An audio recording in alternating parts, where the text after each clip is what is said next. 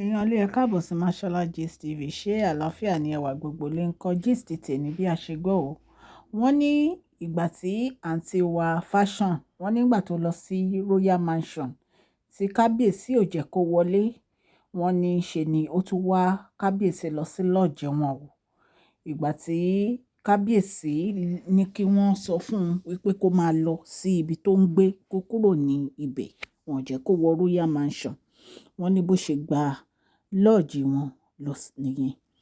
Wọ́n nígbà tó dé lọ́ọ̀jì wọn, ìyẹn ní ọjọ́ kejì, wọ́n nígbà tó dé lọ́ọ̀jì wọn, wọ́n ní kó tó di pé ó lè wọlé, wọ́n ní àwọn bodyguard ní show appointment pẹ̀lú kábíyèsí ni.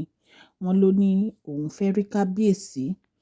Wọ́n ní ìgbà tí ó dẹ̀ máa wọlé, wọ́n ní ṣe ló bá Queen Naomi ló bá wọn pẹ̀lú kábíyèsí ní romantic form tí wọ́n jọ ń rẹ́rìn tí wọ́n ń dáwèékè. Wọ́n ní bí àǹtí wa ṣe bẹ̀rẹ̀ sí sunkún lọ sí ibi tí ó pààkì mọ́tò sí nìyẹn pẹ̀lú omijé lójú.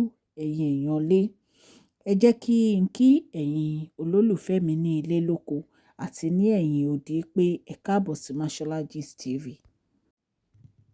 Mashola Gist TV ń kí yín. Mashola Gist TV ń kí yín. Adúpẹ́ adúpẹ́ atọ́pẹ́dá. Mashola Gist TV ń kí yín. Mashola Gist TV ń kí yín o. Ó ní ẹ ṣé o, lọ́wọ́ ọkùnrin, lọ́wọ́ obìnrin, lọ́wọ́ ọmọdé, lọ́wọ́ àgbà, lórí gbogbo bẹ́ẹ̀ ṣe ń comment, tẹ̀ ń like, tẹ̀ ń share. Adúpẹ́ ní ọwọ́ gbogbo yín. Mashola Gist TV ń kí yín. Ẹ̀yin olólùfẹ́ wa, ẹ káàbọ̀ sí Mashola Gist TV. Ṣé àlàáfíà ni ẹwà gbogbo lè ń kọ́? Orúkọ mi ni Mashola, kò yí padà. A máa ń sọ̀rọ̀ nípa celebrity gist, royal gist, politics àti gbogbo nǹkan tó ń ṣẹlẹ̀ ní agbègbè orílẹ̀-èdè bàbá wa ní ilẹ̀ Nàìjíríà. Nípa celebrity gist, royal gist, politics àti gbogbo nǹkan tó ń ṣẹlẹ̀ ní orílẹ̀-èdè wa. Ẹ̀yin èèyàn lè tẹ́ bá ti subscribe, ẹ tẹ notification bell kẹ́ ẹ subscribe so that a bá ti post any gist ẹ máa rí. À ń sọ Yorùbá lórí channel yìí nítorí pé a fẹ́ gbàgbé àṣà àti èdè wa. Ẹ̀yin èèyàn lé, à ń ṣe advert lọ́lọ́kùn òjọ̀kan lórí channel yìí, ẹ kàn sí wa ní Mashola Gist TV. Ọlọ́run Elédùmarè á bá mi gọ́wọ́ yín sókè o. Ọlọ́run Elédùmarè á bá mi ran gbogbo yín lọ́wọ́ o. Òkè òkè ni ọlá yín á máa lọ o. Ọlá yín ò ní lọ ìsàlẹ̀ láíláí. Ẹ̀yin èèyàn lé, bí a ṣe gbọ́, wọ́n ní ìgbà tí àǹtí wa tó gba Royal Mansion lọ, wọ́n ní ṣe ni àǹtí wa náà tún lọ sí lọ́ọ̀jì kábíyèsí ńgbà tí wọn ò jẹ́ kí kábíyèsí ò jẹ́ kán rí wọn. Wọ́n náà gba lọ́ọ̀jì wọn lọ. Wọ́n nígbà tí wọ́n dé lọ́ọ̀jì, wọ́n ní gbogbo ayé tí queen wa ń jẹ kò ń ṣe kékeré.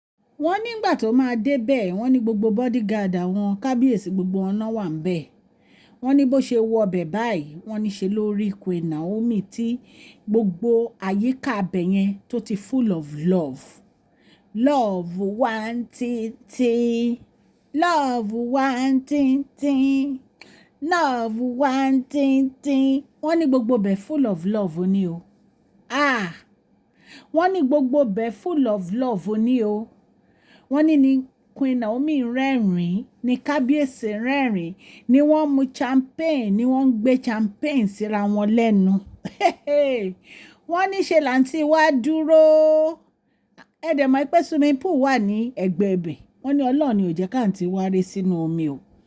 Wọ́n láǹtí wá dúró. Wọ́n ní ṣe ló dàbí ẹ pé òye ń kọ́ àǹtí wa. Wọ́n nígbà tí àǹtí wa máa kúrò báyìí, wọ́n ní ẹkún àti eré ni wọ́n bá lọ sínú mọ́tò. Allegedly bá ṣe gbọ́ ni o. Ẹ̀yin ará ilé, allegedly bá ṣe. Nǹkan tí ò yé mi ni pé kí ló ń wá kiri náà? Kí ló ń wá kiri? Kí ló sọnù lọ́wọ́ ẹ tó ń wá kiri? Kábíyèsí ti sọ fún ẹ pé kó o dúró sílé ẹ. Táwọn bá fẹ́ rí ẹ, àwọn á wá wò ẹ́. Táwọn bá fẹ́ rí àwọn ọ̀bẹ́jì, àwọn á wá wo àwọn ọ̀bẹ́jì. Kí ló dé tó ń ṣọ́ kábíyèsí kiri? Ìwọ gan ti wá di àǹtí wa nísìn. O ti di àǹtí wa in fact o ti fẹ́ máa pàṣẹ àǹtí wa díẹ̀díẹ̀.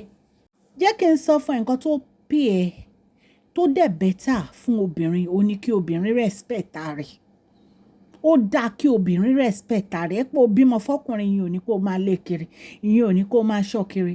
Ibi tó bá wà tọkùnrin yẹn bá fẹ́ rí àwárí ẹ̀, o ò ní láti máa lé ọkùnrin kiri, o ò ní láti máa ṣọ́ ọkùnrin kiri.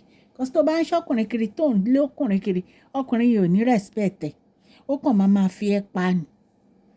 So ìwọ náà wò ní ìsìn nǹkan tó fẹ́ rí tí ò yẹ kójú ẹ rí lójú ẹ rí. Kábíyèsí ti sọ fún yín, wọ́n láwọn ò lè fi ìyàwó àwọn ṣeré. Wọ́n ní kẹ́ ẹ gbẹ́rù yín, kẹ́ ẹ wà níbi táwọn rà fún yín. Ìwọ dẹ̀ ti ra lé sẹ́kù, jókòó sílé tó rà sẹ́kù, má tójú bọ nǹkan tí Queen Naomi àti kábíyèsí bá jọ ń ṣe mọ́. Ìwọ náà wo for 3 years lọ́mọbìnrin fi wà ń tà ní ìsìn. Kábíyèsí fẹ́ máa romance ni. Wọ́n fẹ́ máa play love ni. Wọ́n fẹ́ máa gbé Queen Naomi lọ jayé oríṣiríṣi, jayé orí omi, jayé oríṣiríṣi. Nǹkan tó fẹ́ máa gbé wọn ṣe nìyẹn.